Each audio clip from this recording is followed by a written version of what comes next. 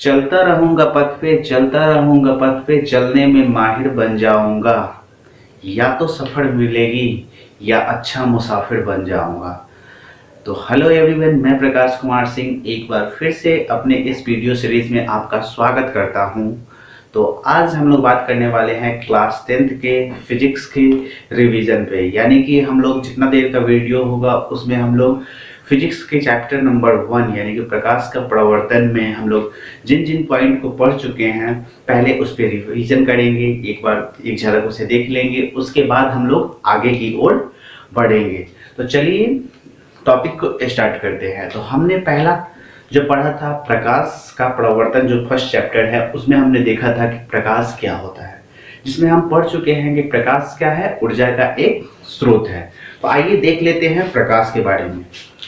तो हमने सबसे पहला पॉइंट देखा कि प्रकाश क्या है। प्रकाश यानी कि लाइट। इसमें हमने देखा था कि प्रकाश क्या है, एक ऊर्जा का स्रोत है जिसके द्वारा हम किसी भी वस्तु को देख पाते हैं। प्रकाश क्या है, प्रकाश वह कारक है जिसकी सहायता से हम किसी भी वस्तु को देख सकते हैं। तो आप लोग मेरे साथ लिख सकते हैं कि प्रकाश वह कारक है जिसकी सहायता से हम किसी भी वस्तु को क्या करते हैं, देख पाते हैं। प्रकाश वह कारक है जिसकी सहायता से हम किसी भी वस्तु को देख पाते हैं। इसके बाद हमने बात किया था कि प्रकाश क्या है, प्रकाश एक ऊर्जा है।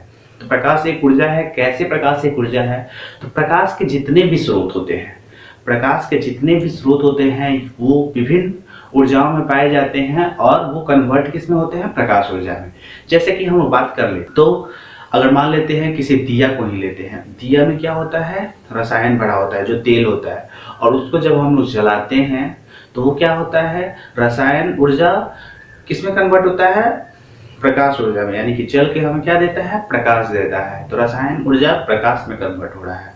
उसी प्रकार से अगर हम लोग बिजली के बल्ब को देखें तो विद्युत ऊर्जा है, और विद्युत ऊर्जा जब जलता है तो हमें क्या मिलता है, उस विद्युत ऊर्जा जब जलता है तो उससे हमें प्रकाश प्राप्त होती है, यानी कि प्रकाश ऊर्जा के रूप में।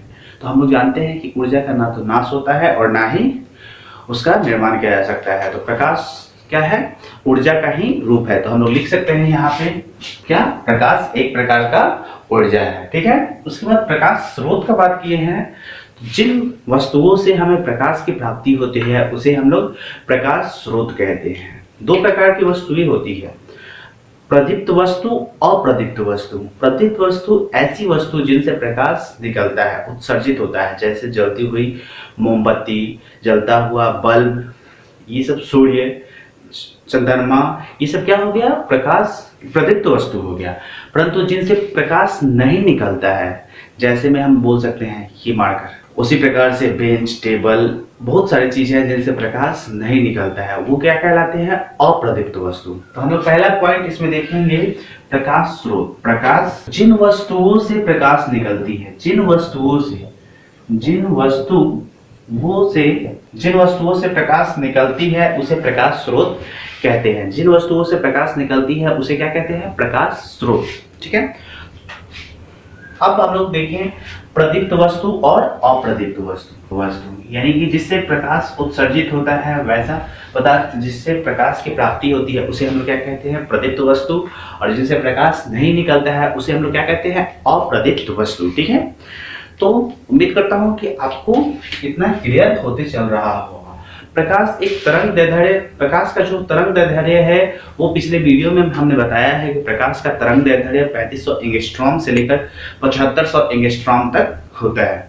तो एक बार फिर से हम देख लेते हैं, प्रकाश क्या है, प्रकाश ऊर्जा का एक स्रोत होता है। प्रकाश वह कारक है जिसकी सहायता से हम किसी भी वस्तु को क्या करते हैं, देख पाते हैं, जिसकी सहायता से हम किसी भी वस्तुओं को देख पाते हैं। उसके बाद हमने बात किया कि प्रकाश एक प्रकार की ऊर्जा है, डिस्कस कर लिया हमने। उसके बाद देखिए प्रकाश के स्रोत। तो जिन वस्तुओं से प्रकाश निकलती है उन्हें हम लोग प्रकाश के स्रोत कहते हैं। ठीक है। दो प्रकार की वस्तुएं पाई जाती है, प्रदीप्त वस्तु, अप्रदीप्त वस्तु। प्रदीप्त वस्तु जिनसे क्या होती है, प्रकाश उत्सर्जित होती है, निकलती है, उन्हें क्या कहते हैं, प्रदीप्त वस्तु, जैसे जलता हुआ बल्ब, जलती हुई मोमबत्ती, सूर्य, तारे इत्यादि।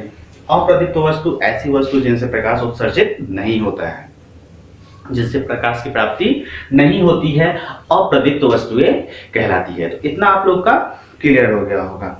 प्रकाश उसके बाद हम लोग देखें तो प्रकाश क्या होती है, एक सीधे पथ पे गमन करती है।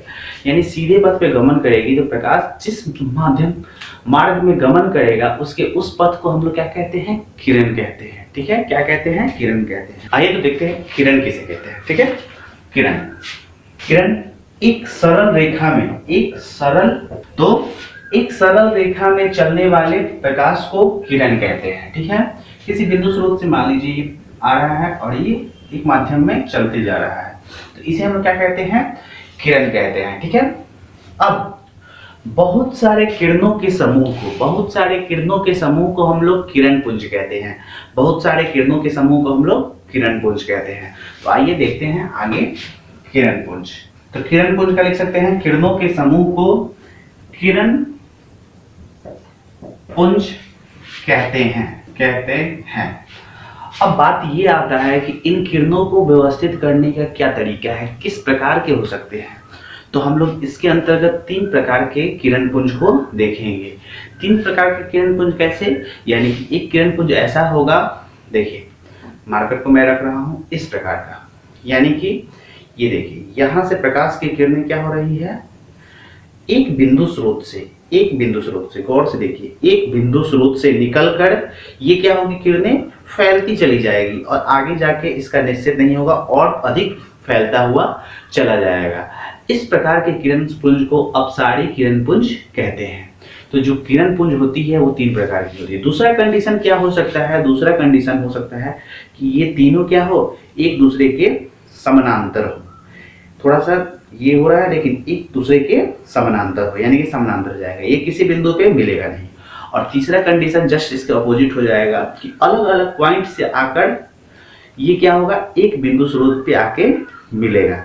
यहाँ आप लोग देख सकते हैं, थोड़ा सा पकड़ने में दिक्कत हो रहा है, लेकिन अलग अलग पॉइंट से आकर एक बिंदु, ये मेरा हाथ मान लीजिए एक बिंदु है, इस बिंदु स्रोत पे आकर मिलता है। इस प्रकार के किरण पुंज को हम लोग कहते हैं अभिसारी किरण पुंज।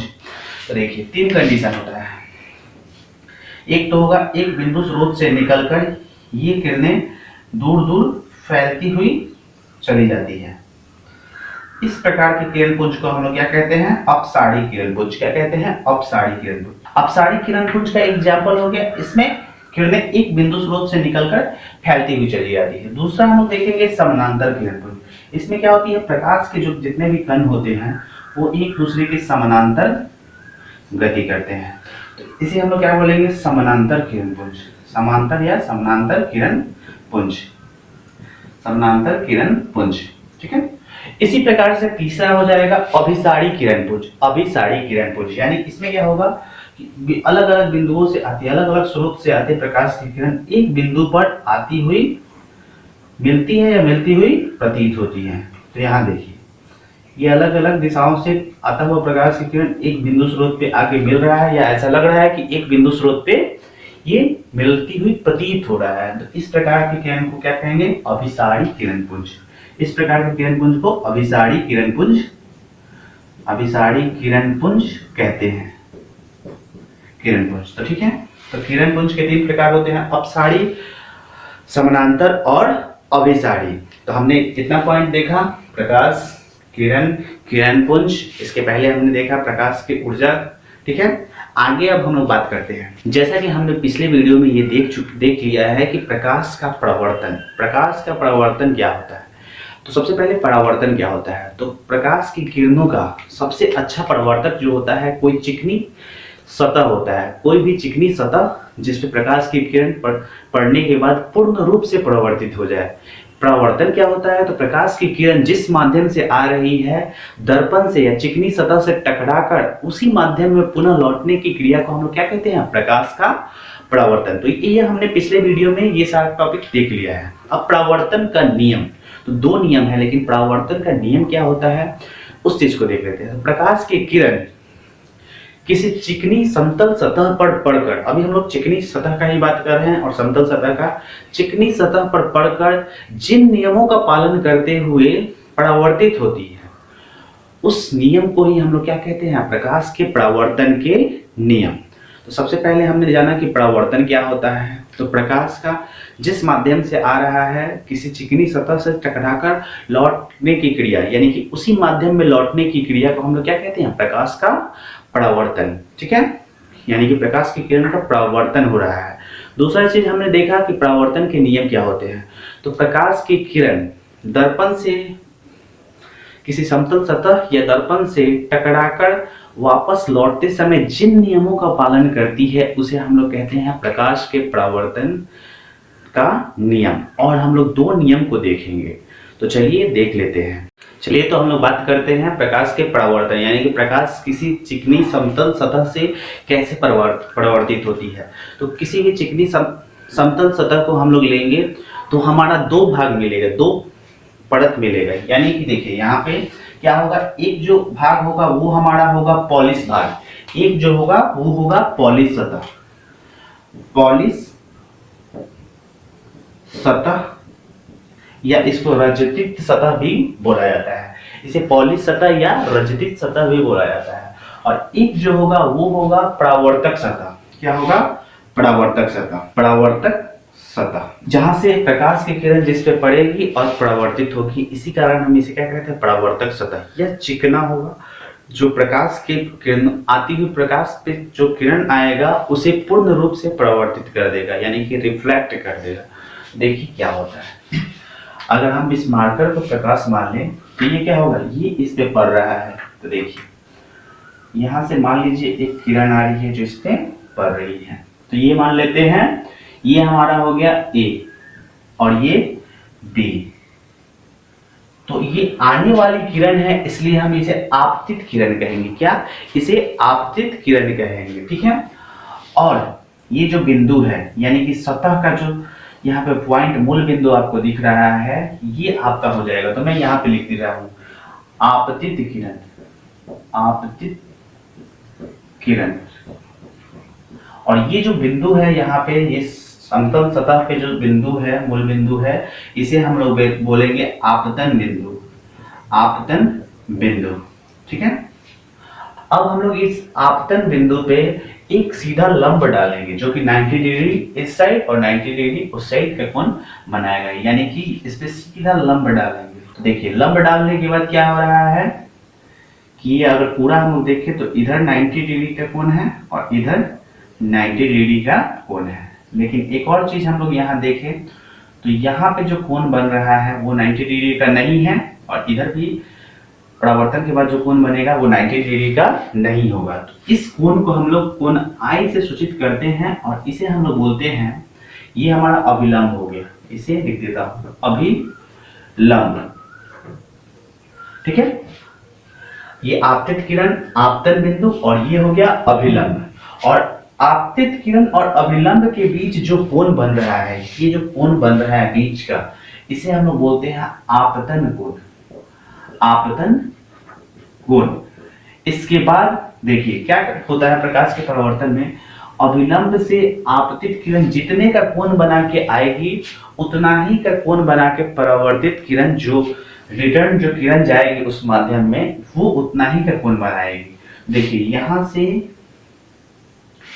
जो रिफ्लेक्ट होकर जो किरण जाएगी वो, इसे मिटा देता हूं एक बार, क्योंकि हमारा कोण जो होना चाहिए वो बराबर होना चाहिए। यानी कि जो रिफ्लेक्ट होगा, यहाँ जो रिफ्लेक्ट होगा वो उतना का ही कोण बना के वापस लौटेगा। इसे हम लोग R दे देते हैं, कोण R।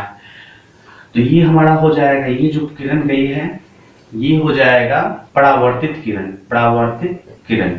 और ये वाला हो जाएगा, ये जो कोण बन रहा है ये हो जाएगा परावर्तन, परावर्तन कोण। ये हमारा हो जाएगा परावर्तन कोण। ठीक है, तो नियम क्या कहता है, नियम क्या कहता है ये देख लेते हैं।